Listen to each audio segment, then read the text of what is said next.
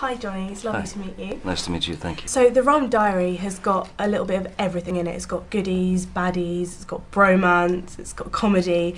Is this like the perfect film to flex your acting muscles?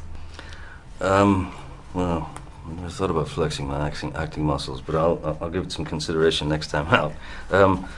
It was the perfect film, I think, to make for our dearly departed Dr. Hunter S. Thompson, who wrote the book, and with regard to the sort of combination of all the elements involved making the thing, certainly Bruce Robinson writing and directing, Amber Heard, Aaron Eckhart, Giovanni Ribisi, Michael Rispoli, that was perfection as far as I was concerned, in terms of making a love letter, writing a love letter to Hunter, yeah.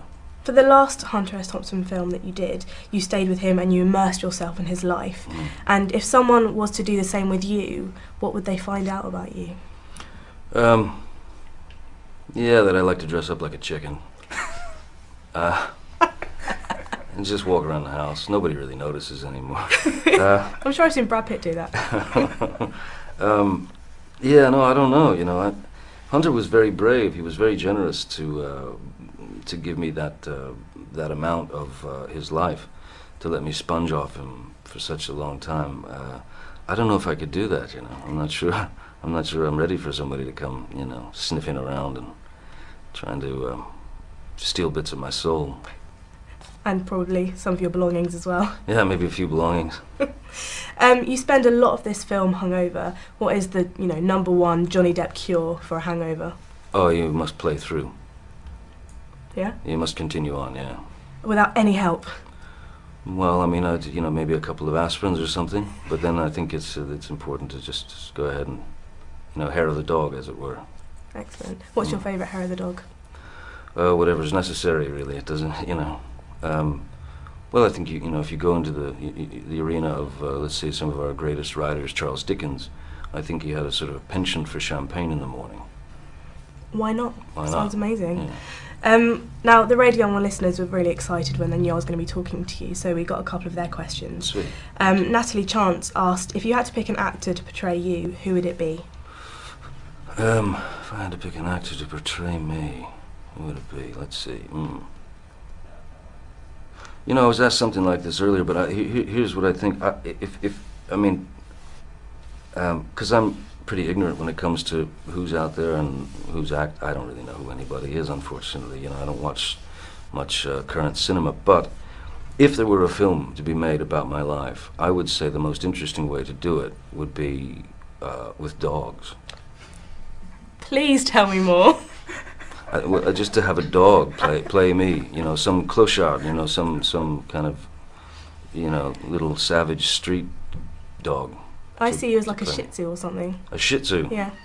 Well, there you have it. Let's have a savage Shih Tzu then. And Steve asked, what's your top tip for maintaining your facial hair? Maintaining my facial hair? Mm-hmm.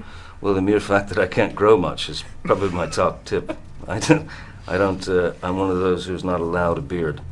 I only get this kind of, drug dealer looking extravaganza.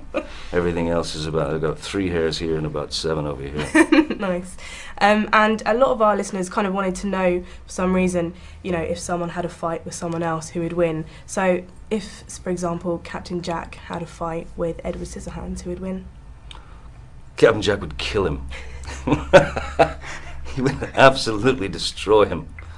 Amazing. Yeah.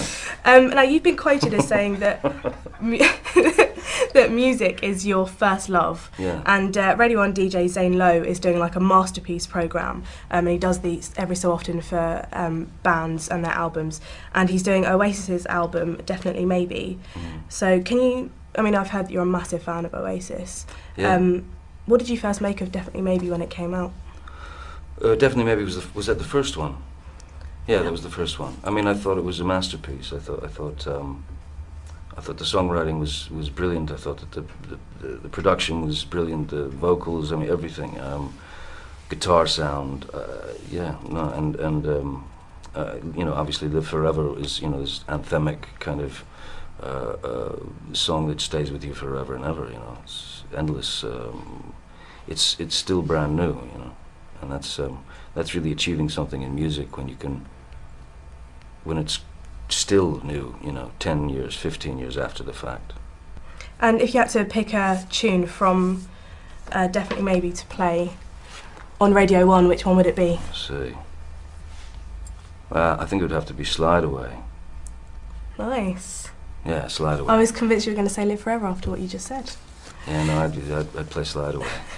And you're quite a fan of England, from what I can make out. Do you think that this kind of film is perhaps more suited for an English audience because they prefer less Hollywood type blockbusters? Yeah, I think. I mean, you know, a film like this was never intended to be anything other than what it is, which is a sort of a film about Hunter S. Thompson's kind of early days as a journalist. So it was never about explosions and bouncing, you know, nubiles and stuff like that. It was always about bringing this sort of love letter to Hunter to the screen, and doing it in the best way with you know, the writer-director Bruce Robinson from Withnail and I. So yeah, in that sense, it does have a much more sort of, I believe it'll be much more appreciated over here. It was never a film that was made necessarily for, you know, Wichita, Kansas, you know. Do you know what I mean? Yeah. So yeah, I think people will get the humor a lot more here. Yeah. Well, yeah, I mean, the humour is the best thing, I think, about this film. People aren't expecting it to be so packed with it. What's your favourite humorous scene in this? Well, there's so much. I mean, you know, I can remember shooting the scene in The Witch Doctors, you know, Papa Nebo's, where, I mean, it was virtually impossible to keep a straight face. There was also, you know, when we did the acid scene, I mean, you know, having to look at a grown man and say, your tongue is like an accusatory giblet, that's a hard one to get out without giggling, you know, without falling over, laughing.